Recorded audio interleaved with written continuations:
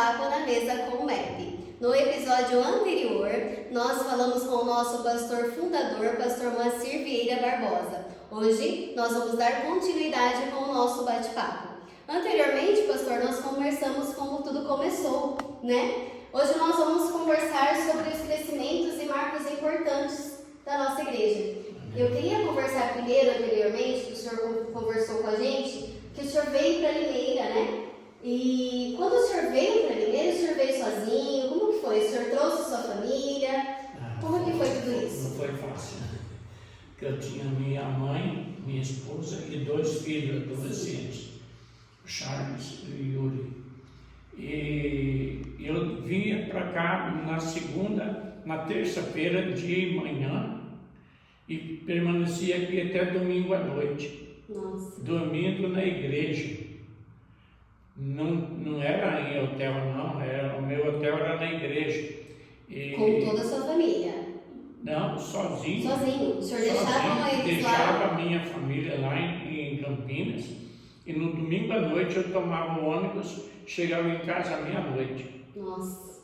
Amém. Mas valeu a pena. Amém. Eles foram sacrificados, muito sacrificados.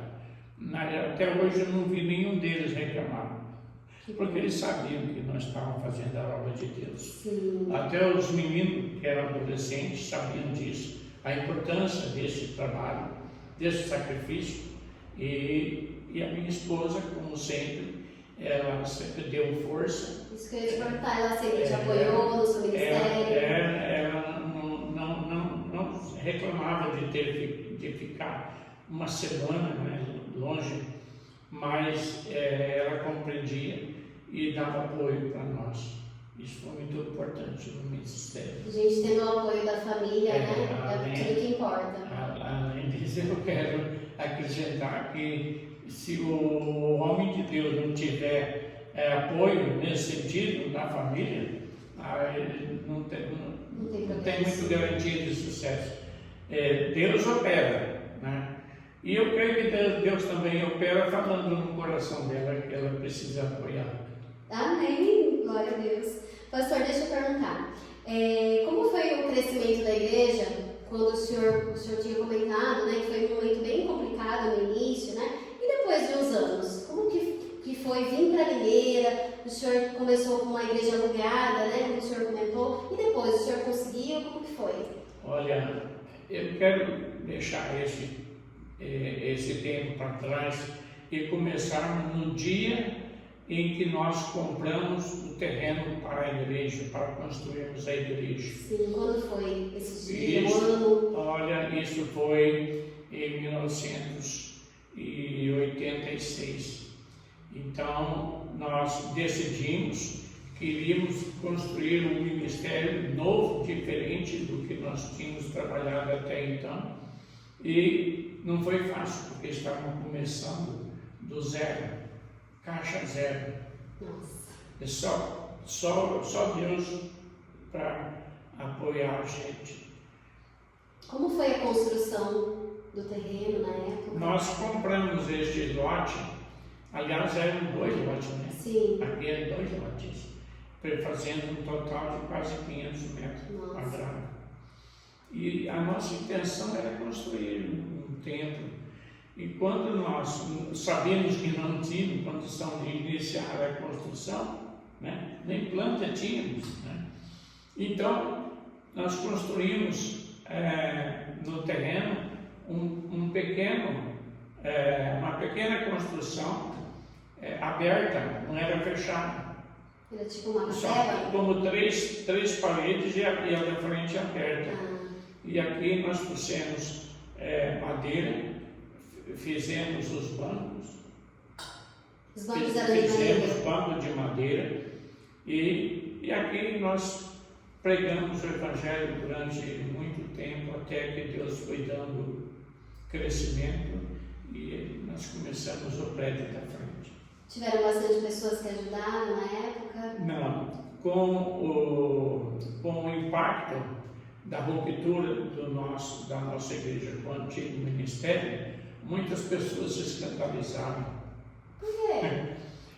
Porque não era uma coisa que acontecia normalmente nas igrejas, né?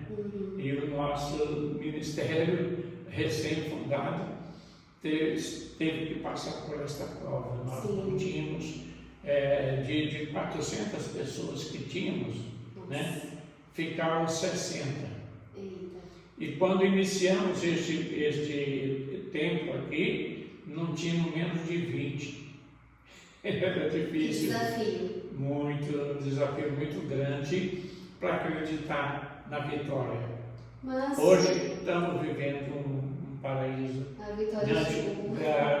Diante de tudo que nós passamos, de vez em quando eu comento com a minha esposa, temos que dar glórias a Deus sempre, porque o que nós passamos foi acompanhado por Deus. Ele permitiu que nós passássemos, né? Mas nós não temos o que reclamar agora. Sim. Estamos muito bem na presença de Deus. Certo. E nesse ministério o senhor contou com bastante ajuda também? Neste ministério... Depois, né? Ao longo do passar do tempo. Neste ministério, nós começamos sem nenhuma divulgação, sem nenhum instrumento de divulgação, De marketing da igreja, e somente contando com as orações dos irmãos e visitando alguns que eram do antigo ministério, porque não é fácil você deixar 425. Por que eu falo isso, 425? Porque nós registramos todas as pessoas que tomam Santa Ceia, como é até hoje, né? E a última vez que tínhamos feito o registro, o último registro, constava 425 pessoas. Diminuiu para 20. 20. Hoje eu encontro muitas pessoas na cidade que me cumprimentam e eu nem me lembro.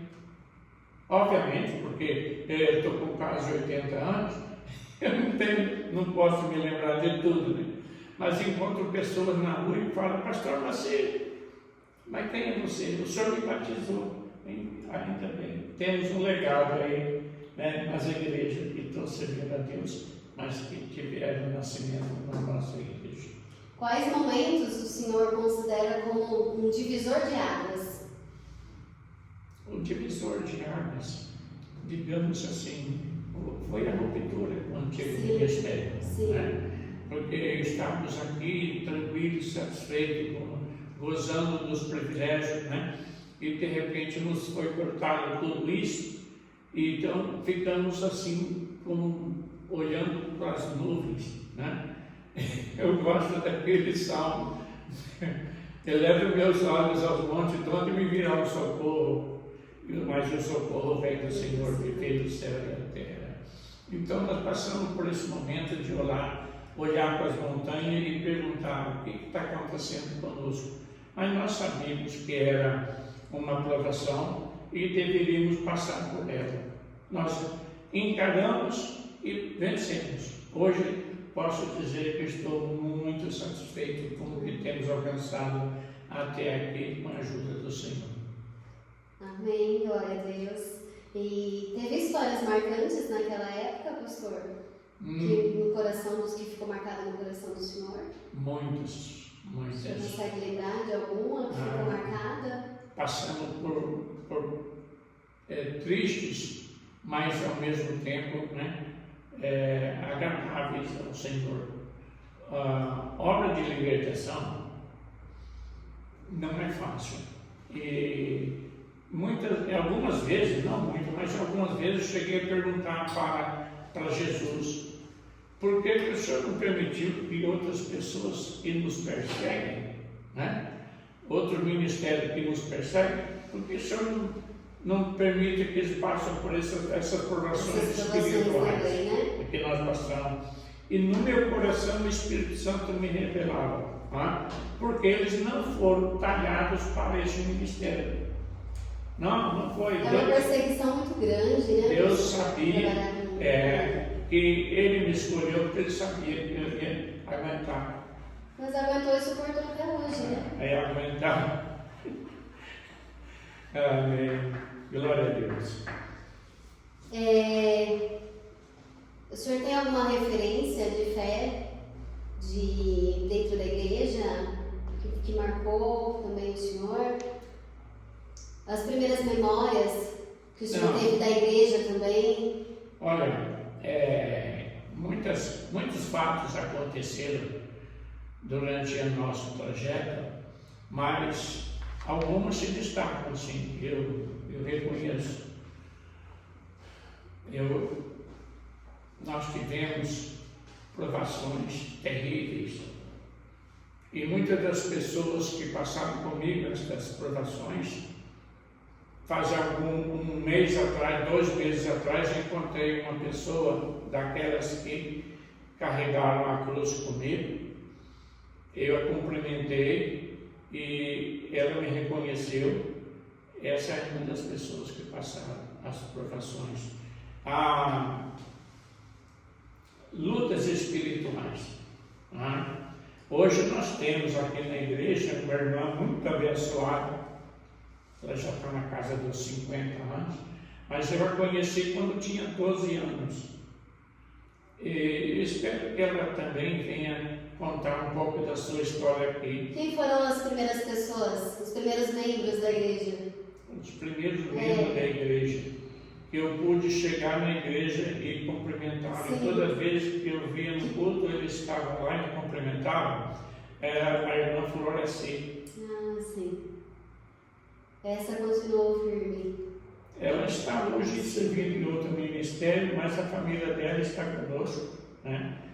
Filha, filho, genro estão aqui conosco, glorificando o nome do Senhor. Mas esta foi um estímulo à minha fé, porque ela nunca deixou de estar na igreja. Deixou um legado, né? Glorificando a Deus e me desejando que eu fosse em frente para ganhar a vitória. Ainda hoje ela vem, algumas vezes ela vem nos visitar e ela repete as mesmas palavras lá quando nós começamos o ministério. Eu agradeço muito essas pessoas, valorizo muito isso. Sim, pastor. O que Deus tem falado para o senhor sobre o futuro desta igreja, do Ministério do Evangelho Pleno? Olha, filho, o futuro da igreja, que eu espero que seja glorioso como tem sido até agora, é podermos ser conhecidos como uma igreja evangelística. Eu quero que um dia nós vamos prestar conta ao Senhor e Ele tenha um relatório do nosso trabalho aqui como muito digno e proveitoso, porque eu quero ser conhecido como aqueles que serviram a Deus e ensinaram o caminho da salvação. É o que eu quero. Que todos os membros da nossa igreja tenham essa satisfação de dizer que nós somos uma igreja evangelística, porque é para isso que Jesus veio e nos deu o Evangelho. Né? Amém. E hoje a igreja teve um progresso muito grande, né, pastor? Comparado a uns anos atrás, na pandemia que tivemos também. Então... Foi bom você tocar nesse assunto, porque nessa época o meu irmão era administrador da igreja e ele trabalhava na prefeitura e, influenciado pelas autoridades, ele fechou a igreja, deixou o ministério fechado em função das determinações judiciais para todas as igrejas em função da pandemia. Então, essa igreja permaneceu fechada por quase 2 anos. Né? Então, quando nos foi liberado para que continuássemos, chegamos aqui e nós estávamos aí partindo quase que do zero novamente. Sim. Porque eu encontro muitos pastores amigos meus que dizem que sofreram muito com a pandemia.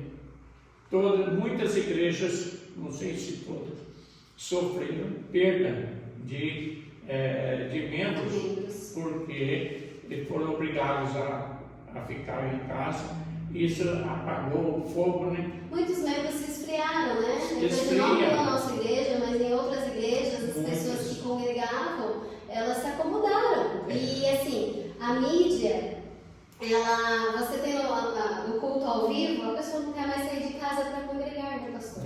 E isso que se perdeu, essa essência de você estar em comunhão com os irmãos, né?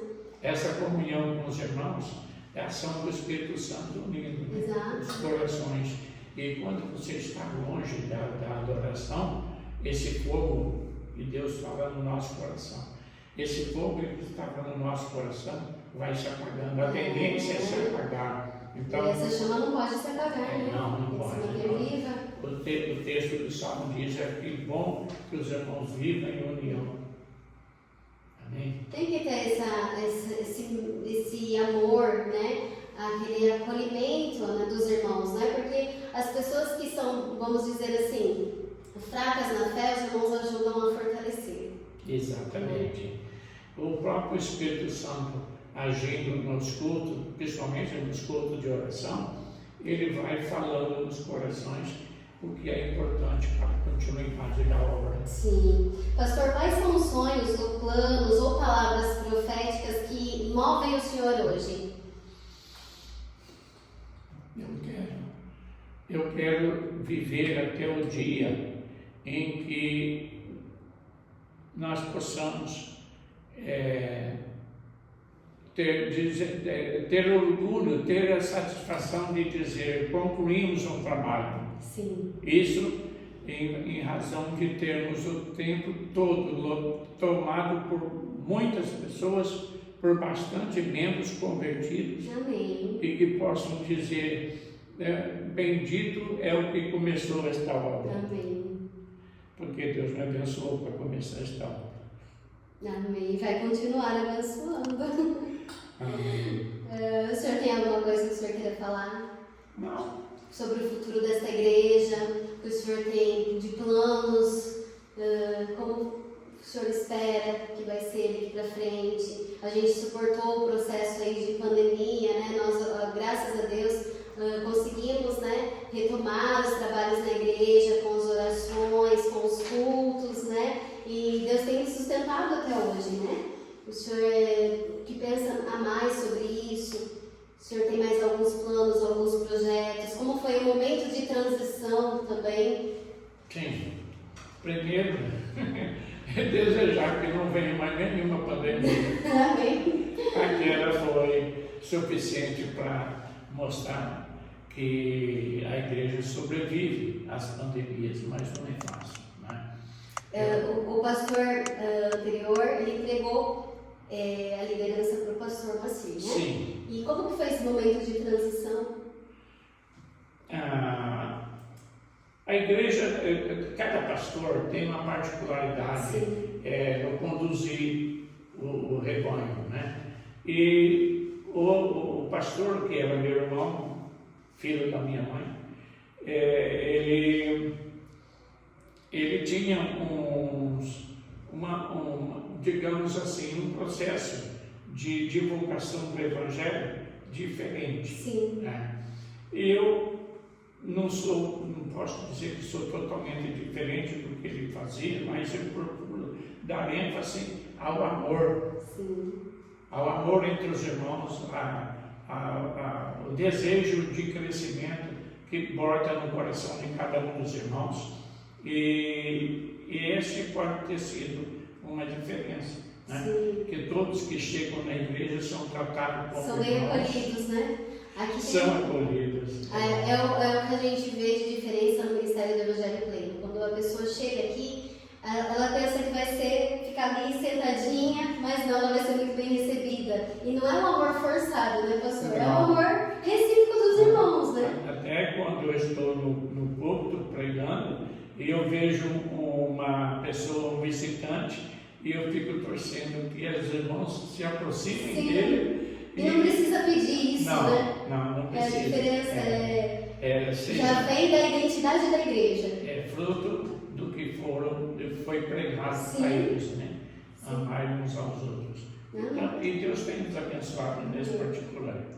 Amém. O senhor quer falar mais alguma coisa? Algum momento que o senhor queira registrar, deixar registrado aqui? Não, uma coisa eu quero dar graças a Deus, eu sempre dou, né, mas nessa oportunidade, eu quero dar graças a Deus pelos meus filhos que Deus me deu. Sim. Um foi levado, né, precocemente para a glória. Charles. E Charles Wagner, meu filho mais Isso velho. faz muita falta, né, pastor? Mas restou ainda o meu filho, né, Yuri, ele está em outro ministério. E às vezes as pessoas me perguntam, ele é pastor também? Eu falei, não, ele não é pastor, mas é um bom crente. Né? Tem um exemplo de vida. Amém. Ele me incentiva, me ajuda, ele está sempre perto de nós. E eu peço a Deus que o abençoe todos os dias. Ao pegar a foto dele na minha mão, eu e a minha esposa, né, pedimos a Deus que proteja e guarde ele, porque é uma bênção para a igreja e para a nossa família. E mesmo distante, né, que ele não mora na mesma cidade com a gente, Mora bem distante. está sempre no seu coração, está sempre por perto. Né, pastor? Amém. E ele sabe disso. Amém. Amém. Glória a Deus. Mais alguma coisa? Não. Por hora, vamos deixar aqui no próximo. No próximo episódio, a gente Próximo vídeo, comenta. nós podemos comentar. Coisas para ser comentadas, às vezes tem milhares. Verdade. Tem muita coisa para se comentar. Amém, pastor. Então nós vamos encerrar mais um vídeo do nosso Ministério do Evangelho Pleno. Para você que está nos acompanhando, não percam os próximos episódios. Acompanhe a gente nas redes sociais, no Instagram, no Facebook. E se inscreva também no nosso canal. Deixe aí seu comentário de qual tema que você quer ver aqui também nos próximos vídeos, ok? Então nós vamos ficar por aqui. Fique com Deus, seja abençoado. Em nome de Jesus.